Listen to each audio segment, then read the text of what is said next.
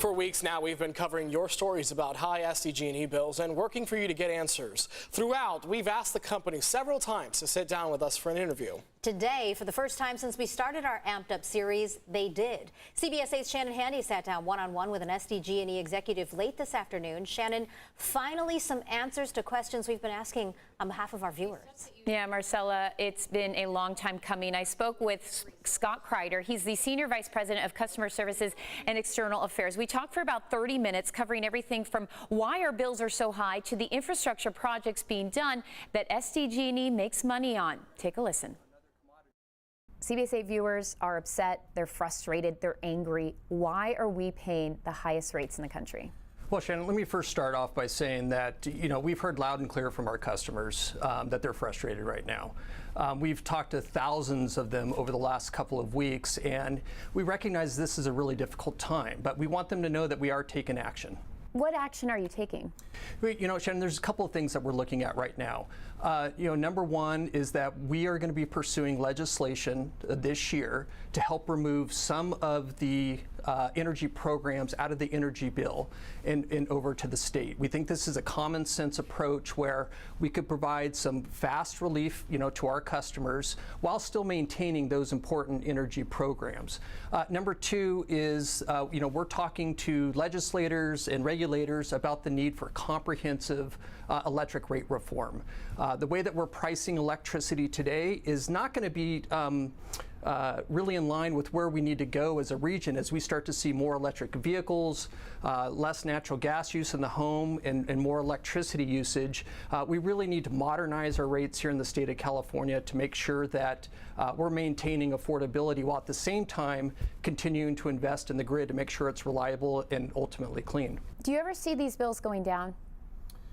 That's certainly our hope. We'd love to see bills go down, but the challenge is, what I just laid out is, we need this massive transformation of the grid in order to start building more climate resiliency in. Now, one thing that's going to be helpful, years down the road is, as we add more electric vehicles, as we add more, electricity use in homes and buildings, as we see that electricity use grow, there is the potential that, we could see some stabilization down the road because as we're using more electricity, we have more sales in order to pay for that infrastructure. Do we really need all these projects, or is it just about making money for SDG&E? It's not just about making money. And we've always acknowledged that we have higher rates, than other parts of the state here. But, here's what our customers are getting for their money. Is number one, we're the most reliable utility in the nation last year and the most reliable utility 16 years in a row for the Western United States.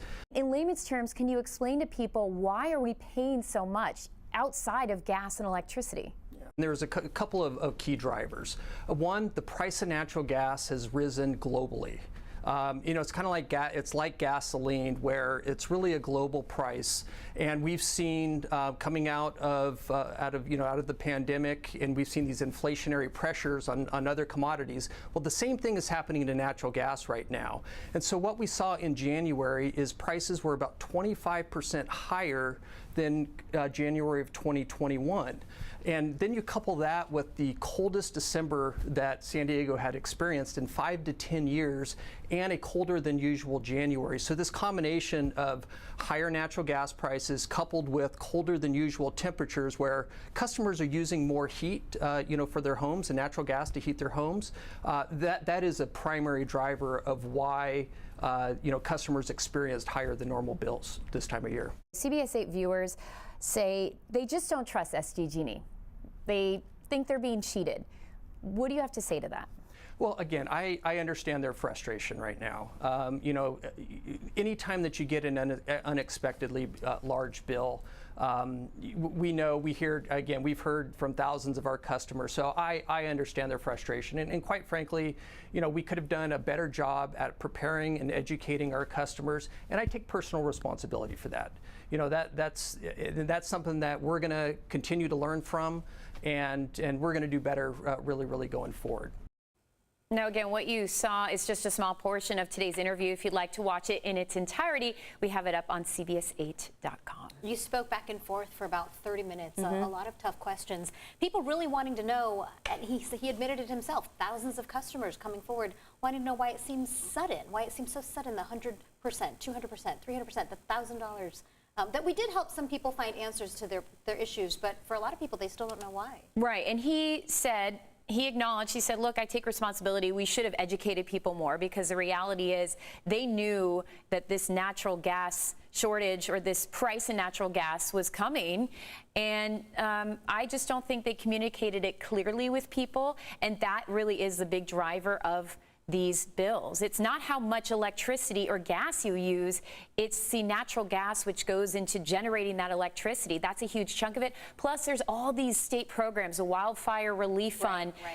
There's several other fees which we've done a lot of stories on that are on there that are state mandated. And apparently SDG&E is trying to get those fees reduced, but that's not an immediate fix. That's not going to happen tomorrow. Now, as we've been covering this story for weeks now in our Amped Up series, Shannon, we've reached out several times. Can we talk with someone? Why did they say yes today? So I asked that question, and I will say they kind of skirted around the answer. He said basically that they had other ways of communicating with its customers, that they talked to them on the phone, and finally they were deciding to sit down with us. I never really got a straight answer, but I really think it had to do with the fact that we've been hitting them so hard. Definitely, and asking lots of questions. The public pressure, our stories have been shared countless times on social media. People are angry and they want answers. Yeah, exactly. So it finally worked, and we'll keep pushing, because this issue isn't going away just because we sat down and did an interview. So I would recommend people watch the whole thing, because again, it's really hard to get a 30-minute interview in a 4-minute clip like you guys saw, but we want to be transparent, so please watch the whole thing on CBS8.com. Thanks for asking All right, all the hard Shannon questions. Handy, continuing our Amped Up coverage for weeks now. Shannon, good work. Thank you.